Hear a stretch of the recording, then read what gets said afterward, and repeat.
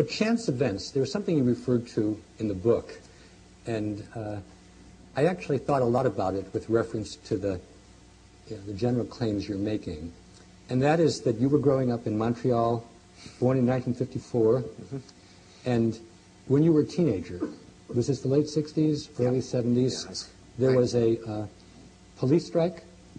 Tell us about it. And Yes. tell us about how you describe it in the book. Yes, well, I was when I was 14, I was an anarchist. Still in certain respects.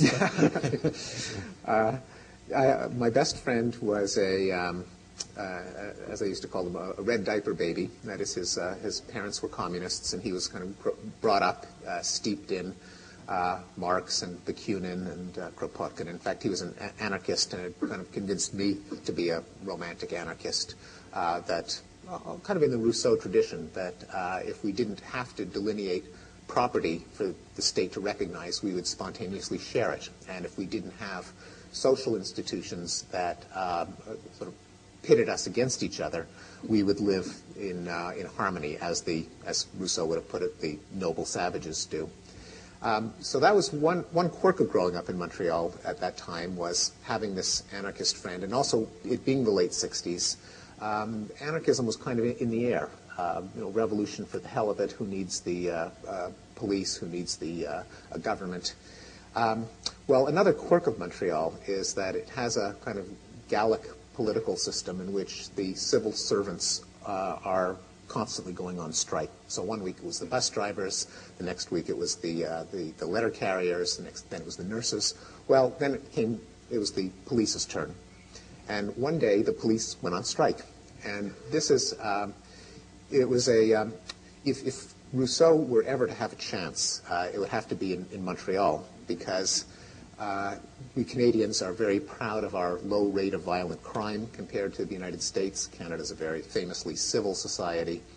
And so the police went on strike. People's, the better angels of our nature would express themselves, and nothing much would happen. Well, within a couple of hours, there was rioting and looting downtown. People were breaking into jewelry stores and appliance stores. There was a doctor killed a burglar in his home. Several fires were set. There was an ongoing labor dispute between a taxi company and a limousine service competing over airport customers, and the taxi drivers burned down the garage of the limo service. So basically all hell broke loose, and finally they had to call in the Mounties to restore order. So this, I think, sort of left my anarchism in tatters. And my parents, who, as parents often do, they may not shape their personality, but they do have a certain amount of wisdom. And they had, over the dinner table, they had long said, well, thank God for the police. If there weren't police, all hell would break loose. And so they got to have their nya-nya that day. And that was the end of my career as an anarchist. I now believe that a democratically controlled police and rule of law is a very good thing. Okay.